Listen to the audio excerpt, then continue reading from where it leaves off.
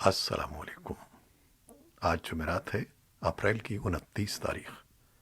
پاکستان میں سر شام کے 7، بھارت میں 7:30، اور یہاں ہمارے اسٹوڈیوز کی گھڑیوں میں صبح کے 10 بج رہے ہیں۔ وائس آف امریکہ واشنگٹن کی اردو سروس سے میں ہوں خالد حمید، خبروں کے ایک بلٹن کے ساتھ۔ امریکہ کے صدر جو بائیڈن نے کانگریس کے مشترکہ اجلاس سے اپنے پہلے خطاب میں ملک میں کورونا وبا سے بچاؤ کے لیے حکومتی اقدامات، معیشت کی بحالی، معاشی مساوات، گن وائلنس کے خاتمے سمیت کئی اہم اقدامات کا اعادہ کیا ہے۔ انہوں نے کہا کہ میرے اقتدار کے 100 دن میں صرف ایک دن بچا ہے۔ اپنے منصب کا حلف اٹھانے کے بعد سے مجھے بحرانوں میں گھرا ملک ملا ہے۔ صدی کی بدترین وبا، عظیم کساد بازاری کے بعد سے بدترین اقتصادی بحران اور خانہ جنگی کے بعد ہماری جمہوریت پر بدترین حملہ مجھے ورثے میں ملا ہے۔ لیکن انہوں نے کہا کہ صرف 100 دن بعد میں قوم کو بتا سکتا ہوں کہ امریکہ ایک مرتبہ پھر آگے بڑھ رہا ہے، خطرے کو ممکنات، بحران کو مواقع اور رکاوٹوں کو طاقت میں تبدیل کرتے ہوئے۔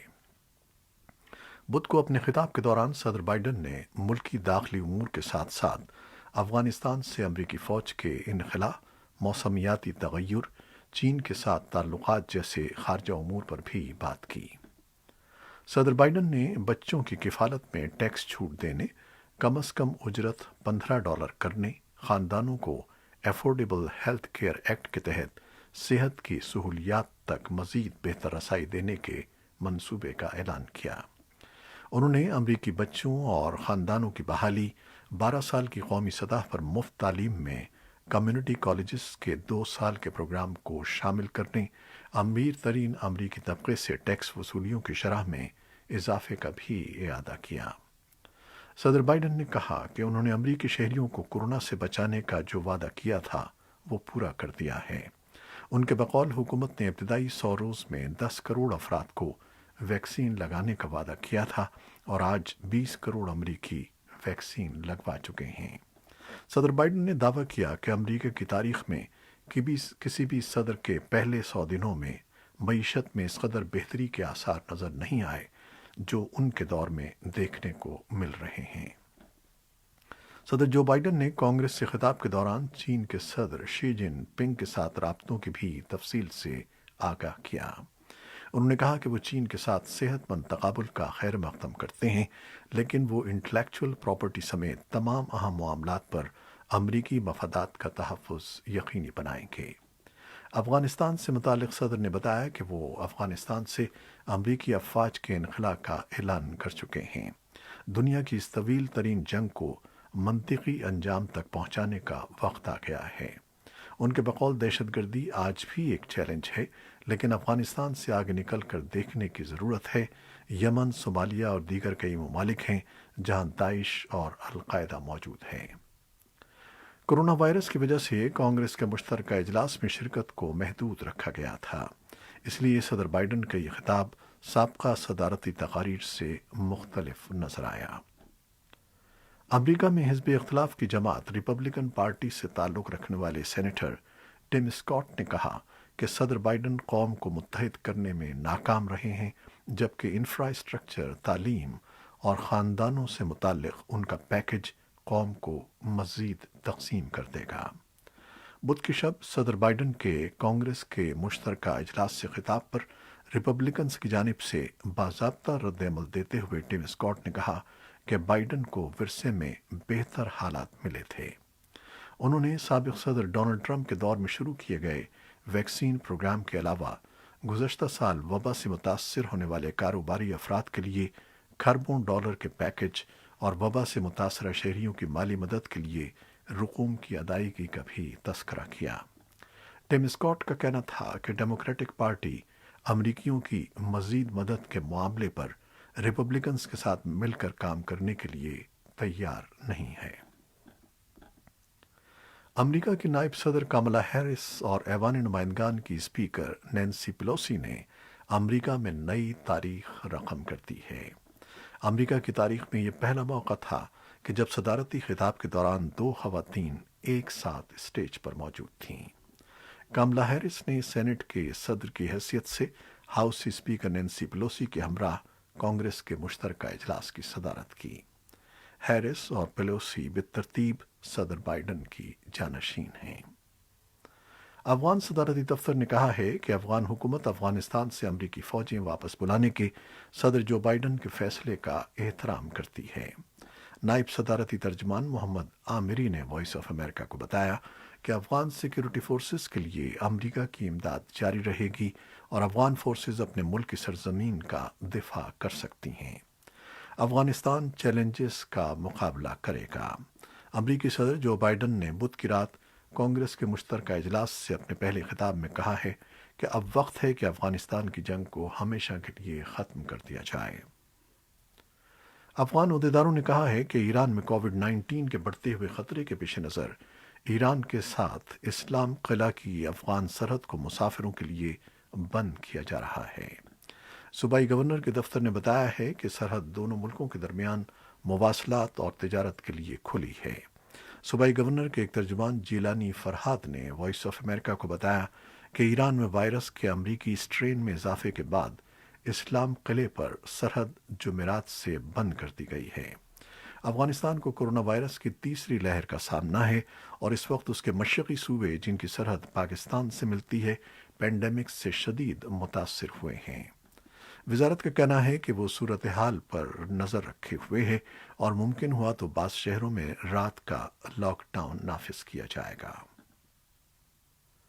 सऊदी अरब के वली अहद शहजादे ने ईरान से पुरानी अदावत को इक़्तिसादी मवाक़े से मुतवाज़िन करने और तेहरान के इलाक़ाई रवैये से निमटने के तरीक़ों पर वाशिंगटन के साथ इख्तलाफात दूर करने की कोशिश करते हुए ईरान की जानिब एक मज़ीद मुसालिहाना मौक़िफ़ का इज़हार किया है।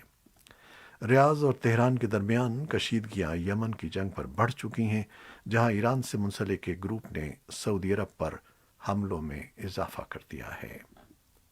पाकिस्तान के वज़ीर आज़म इमरान खान ने सऊदी अरब के ईरान के साथ अमन के बयान का खैर मक़दम करते हुए कहा है कि यह अमल मुस्लिम उम्मा के लिए बाइस तक़वियत होगा। मशरक़ वस्ता के दो हरीफ ममालिक के दरमियान ताल्लुक़ात में बेहतरी के इशारे ऐसे वक्त में मिल रहे हैं जब अमरीकी सदर जो बाइडन ने ईरान के साथ जौहरी मुआहदे को बहाल करने की कोशिश की है, जिस पर तेहरान ने सन 2015 में आलमी ताकतों के साथ मिलकर दस्तखत किए थे।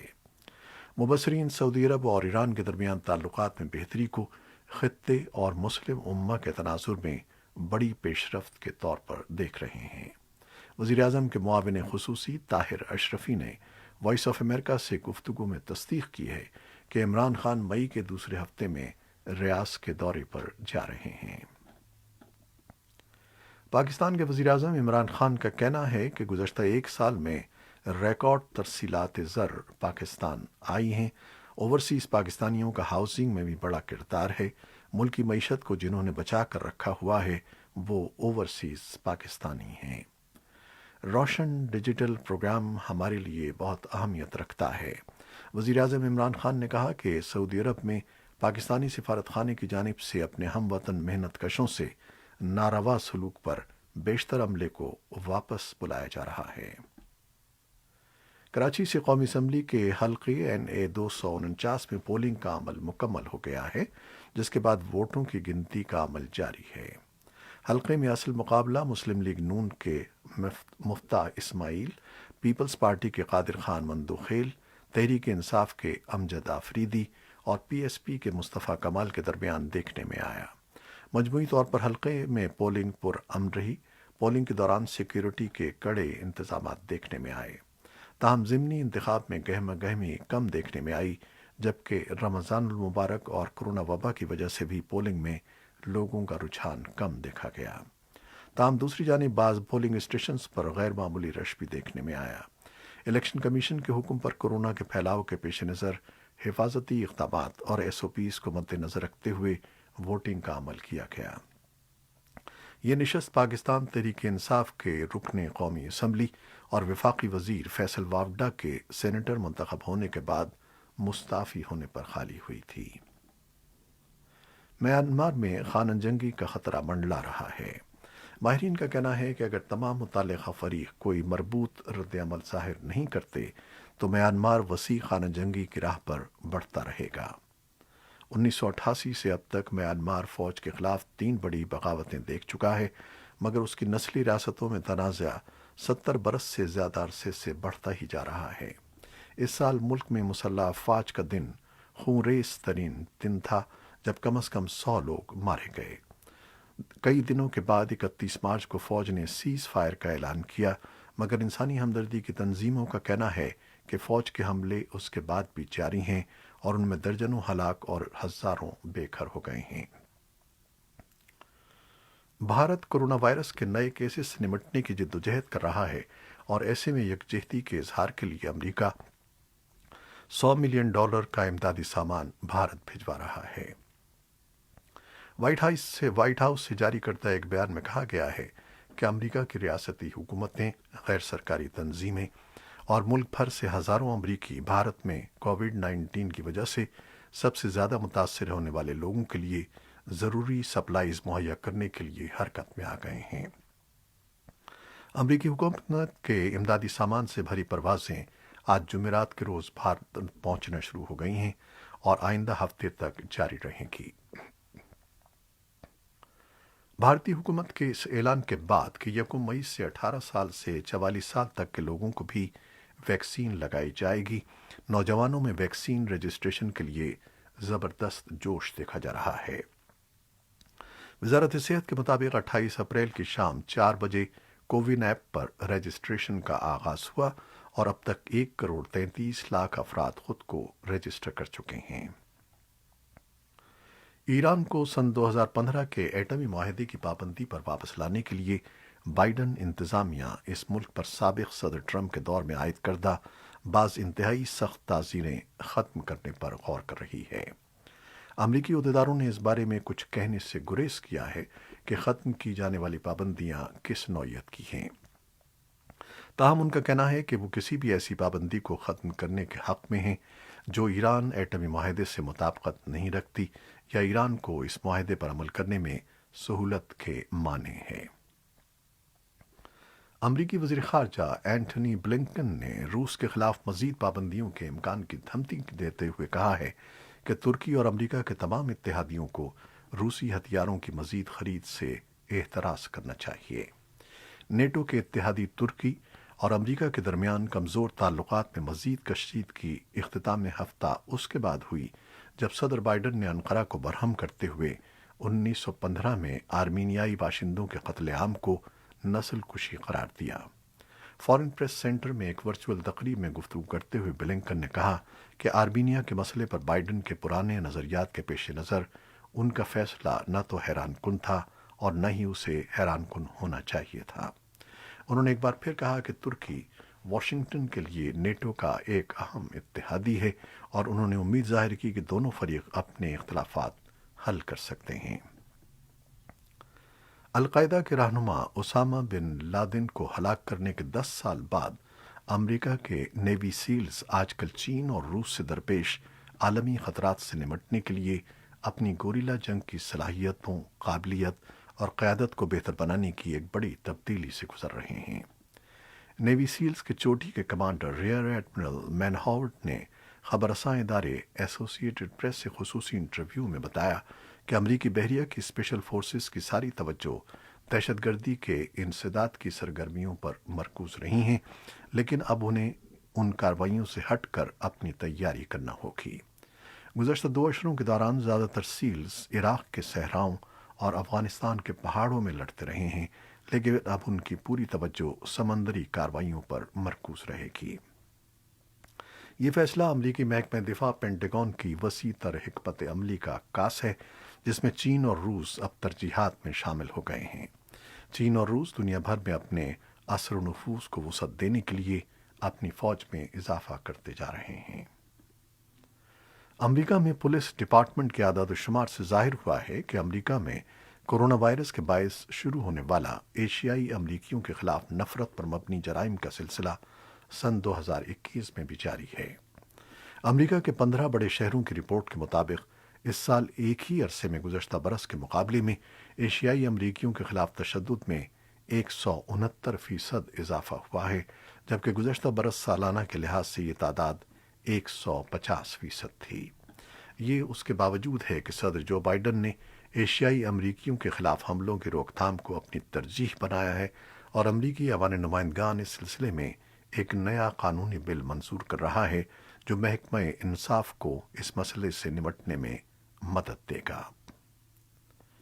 ٹوکیو اولمپکس سن 2020 کے منتظمین نے بدھ کے روز کرونا وائرس سے نمٹنے کے لیے سخت اقدامات کا اعلان کیا ہے، جن میں ایتھلیٹس کا روزانہ ٹیسٹ شامل ہے اور ایسا جاپانی عوام کو مطمئن کرنے کے لیے کیا جا رہا ہے جو پینڈیمک کے دوبارہ ابھرنے پر شک و شبے کا شکار ہیں۔